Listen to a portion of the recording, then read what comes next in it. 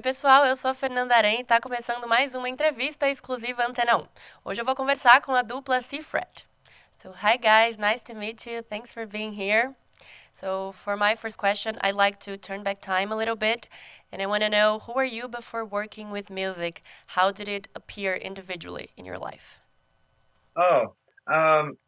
My father was always into music and in bands, and as was Harry's dad. And my mum actually heard me singing in the bath and said that I could sing. Which led on to me going to an open mic night, like an acoustic stripped back night, where I met Harry. The first time I ever went to anything like that, I met Harry, and Harry was playing a banjo at the time, like ding ding ding ding ding, and his dad asked me at the end. He said Harry should play guitar and I should sing, and we set off on our journey like that. Yeah, we gave it a go and we never looked back. Yeah. Nice. I was going to ask that. When did you decide to work together? It was that night, or? Yeah, that night, and then the following week we met up at my house, and we just hit it off, and we were just best mates ever since, and all started writing songs on this straight away, and yeah. Nice. And where did the inspiration for the duo's name came from? There is any story behind it? So we grew up. Our hometown is right on the sea, so that's where we got the scene. Because I only played guitar at the time, so it's got the fret from the guitar and put the two words together, made Seafret. Yeah. Nice. And I know that you decided to live together in London back in the beginning of your career, which is a huge step. So I want to know, how was that experience? Why you decided to do that? It was actually fine. It was actually really fine. Like we didn't argue, did we? Really? I don't think we ever argued. We just really got on, and we'd only known each other a few years maybe, but we both had like the kind of end goal of making a successful band and writing the music that we love, and that's why we were there, and all the fun things happened around that kind of thing. Yeah, we went and we created the first record song. It's real. That's what we kind of did in that time we were down there. And it was a great time. It really was. We had such a laugh.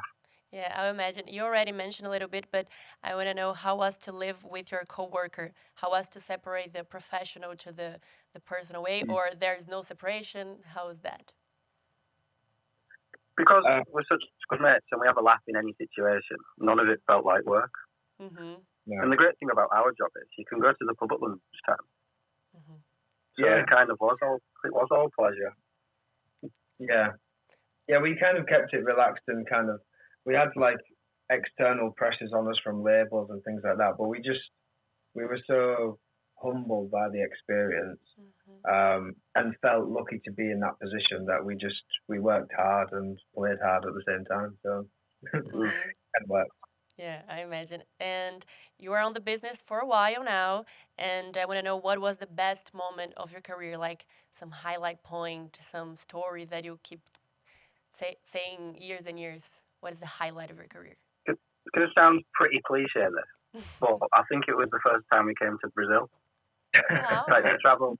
Up there, to travel that far and have so many amazing fans singing your songs, and for people to be so excited to be there, it was such a special thing, you know. Yeah, when we arrived, there was actually like homemade Seafret t-shirts on washing lines all the way down the street. There was people crying. Amazing. We'd never really had anything like that. We had it in a couple of places, but not to the how extreme that was.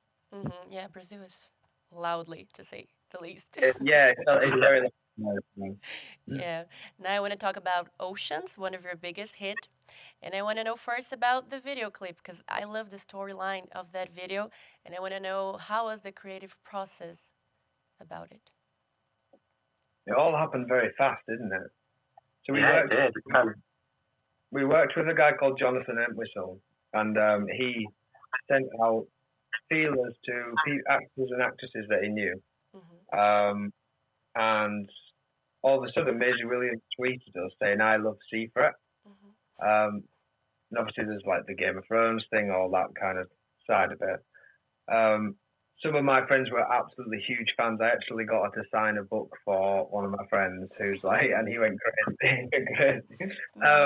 But yeah, before we knew it, we were on set. She was there, and she was incredible. Literally like one take every time, wasn't it? Wow. We did like a take, and then just moved location, did the next take, moved location, did the next take. So yeah, we worked with Jonathan with the script and the idea of it, but it was an absolute whirlwind. We shot it in London, and she was just super nice, super grounded. Nice. I love that video clip. I think it's really beautiful. Yeah, it came out so nice. Yeah, and this song was released in 2015, right? Yeah. So I want to know, probably. what differences do you see in yourself as a person and as an artist from back then and nowadays? Because it's been a while. I think we've grown as writers, and like in production. Harry produced the last record, something that is like a big step, because we've worked with big name producers. It wasn't like a light decision, like where you just take on the production of our album. It was like we knew people in the industry, they knew us, but you kind of got the approval of everybody, didn't you? Who you showed. Harry taught himself production during the lockdowns here. Yeah. I think we're more collaborative when it comes to writing. We're more daring when it comes to genre of song.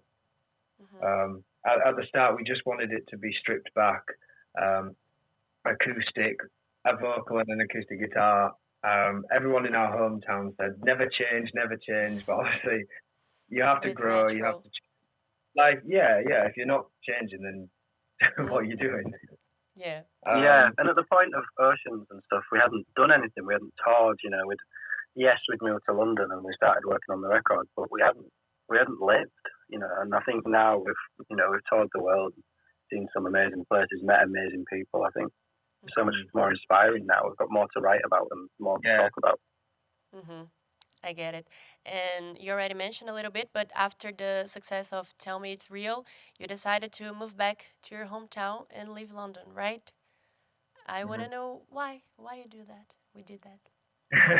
We love London. What was going on back then? We love London. Down. No. We just we had enough. We were so busy and touring all the time, and when our off time was going back to London, and it was just so busy, and we didn't get any rest. I don't feel. I think we needed the break to go back up there, be by the sea, and kind of almost press the reset button. And we had a bit of time, and then we went and did the second record, which we went up to Scotland to do. So it was kind of, I think we needed the break. I mean, I love London now, but it's nice to be able to dip in and out of it. It's such a busy, crazy place. The pressure of big city, right? It's chaotic. Yeah. It's the best place in the world, but it's also the loneliest place in the world. Yeah, I imagine. In 2019, you did some Lewis Capaldi's opening shows, right? I saw that on your Instagram, and our listeners here in our radio are huge fans of him, and I want to know, how was that experience? We can dream with some feet someday, or not yet? He was just always been so down to earth. When we met him, we were actually playing at King Tut's in Glasgow, a small venue in Glasgow, an early tour. I think he was like sleeping in his car at the time and traveling around, and he supported us. And then, he was just like literally just starting out. And then further down the line, he was doing a show near our hometown, and he asked us to support him because he had this big song, blew up, which we thought was absolutely beautiful. Like, it was amazing to be asked to do it. And when we saw him again, he hadn't changed. He was still funny, down to earth Lewis, Yeah, he's a great guy. He really is. Nice. Yeah, cool guy. And now about your second album, Most of Us Are Strangers. I want to know, how was the composition process? Very different to the first record. With the first record, as we moved to London, we were down there for 4 years, so we were working on it for 4 years, but we had a good couple of years working on the record, you know, writing the tunes and experiencing different studios because we've never done it before. But with the second record, it's tricky because you don't have as much time. And everyone's like, oh, we need a second album. So we did it differently. We went up to Scotland for 2 months, I think, and we literally wrote and recorded the record within that time. So it was very different rather than 2 years to 2 months. So it was a great experience. It feels like a record in itself because it was all done in one period of time in our lives, you know. Yeah. And you also plan to go on an international tour in 2020 with this project, right? But how was it for you guys when all the plans fell apart because of the pandemic? Shocking. We got so far. We managed to do, like, not too bad. We got round Europe a little bit, didn't we? Then we came into the UK, and it was catching us up. And eventually we just had to. It wasn't safe for people to come to the shows, so we arrived in Brighton, wasn't it? Yeah. We were meant to play the show. We just stayed in the hotel that night, and then you guys drove home, didn't you? And I got on a train. And because you're in, like, you're traveling around, you're kind of in your bubble of the tour. And all of a sudden I was like, I had my bag. Everyone had masks on. I was like, there was one other person on the train. It was an open train. The carriages, I could look down the carriages like a tunnel. And it was just turning like that. Just one person. And I was thinking, like, this is, like, much bigger and scarier than I ever thought. I mean, never thought it would last for 2 years, you know. Classic. I mean, it's still around now, isn't it? I don't think it'll ever go, but I mean, you know, it was just crazy time. Yeah. But, you know, we did what we could, and, you know, we tried to still keep creating. I learned how to produce, so if it wasn't for that time, I don't think I'd have produced this new record. No. We were trying to grab as much positivity as we could from such a dark place. Yeah. But 2020 also came with your first international collaboration with a Brazilian singer, right? Yeah. And I want to know, what was that like? When and how did you guys meet? So it came through their management, our management, kind of our teams were talking and thought this would work. And then we got in touch and we started chatting, and it was amazing. We did it kind of remotely because we couldn't really get together and all that. Wow. Oh, yeah. But we had video calls and things and, like, touch base on how the song would be, and they just came out better than we could have expected. You know, Matisse and Theo, we did both of them, didn't we? Yeah. But it's the first time we've really done anything like that, and yeah, it's just special. I've always liked. I mean, we had Rosie Carney on the first record, singing on To the Sea, but this, with it being an international one, just made it more special. And like, it's nice, just a nod to the fans. Like, the other thing about lockdown was we had social media to kind of, the fans never stopped listening, they never stopped commenting, and that was a huge thing for us to, like, stay positive and creative during that time. Yeah. And beyond Cell, do you know any other Brazilian artist or no? Not as much as we should. Yeah, there's probably loads more to name, but on the top of my head, I can't list. Okay, and I want to know, talking about fits and collaborations, if you could do a fit with any artist you can dream, dead, alive, who would it be? The sky's the limit. Harry. Oh, it's just a good question. I've said this a few times, but it's because I think she's Ace. It'd be Sia, I think. Sia? I think Sia. Yeah, she's just got a great voice. I think she'd sing really well with you. Taylor Swift. Really do. Or Lady Gaga. Oh. So female voice. Exactly. Okay. We want to be in the next film. Okay. So how many times did you come to play in Brazil? Because I was on your social media and I saw a lot, come to Brazil. People talking in Portuguese. You have a lot of touch with the people in Brazil from social media, of course, right? Yeah, we've been twice now. We've been, twice. We were there last year and then a few years prior to that. And it's just, we love it. The last visit was incredible because it kind of turned from Brazil, and then we extended into more, you know, the whole territory, didn't we? We went all over. They added like 3 shows at the end, but it was a show and then a flight and then a show and then a flight, and we were just chaotic. It was crazy, yeah. But really really Brazilian audience. They're like passionate. Yeah. Amazing. Oh, amazing. I mean, you know, we don't write rock songs. We're not a rock show. Mm-hmm. We give it our all, but it felt like a rock show. You know, the energy you get from the crowd. Mm-hmm. Yeah. Typical.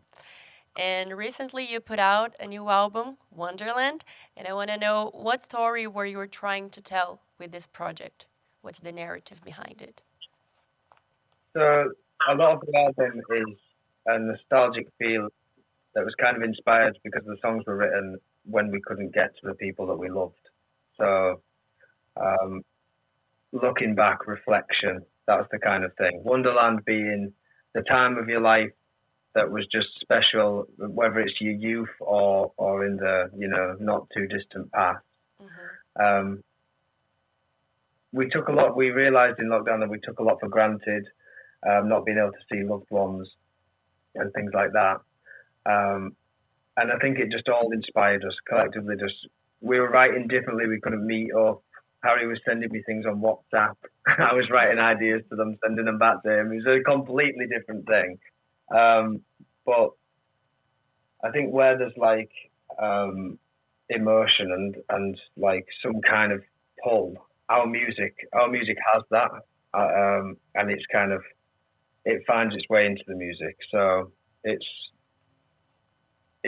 like we try to like find the positives in it, and it's about coming out of that dark period and into a more happy time. And I hope, like, with Harry doing the production, Harry led the way with the production, and I think it is probably our most positive record to date.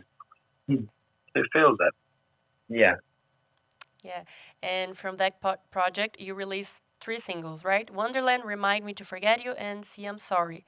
And it made me curious, in a total of 12 songs, why did you choose those 3 to release first?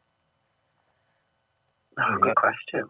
Yeah, they just feel like they felt like the strongest ones, I guess, and the right ones to kind of like show a taster of the album overall, because they're different, aren't they? You know, Wonderland's got like, See I'm Sorry is more like pop, and then Remind Me to Forget You is a bit more moody, indie moody.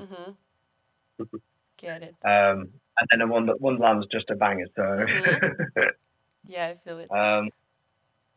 Yeah, I think it's just kind of showcasing what's to come, because ideally you could just, you know, put them all out as singles, but it kind of ruins it, doesn't it?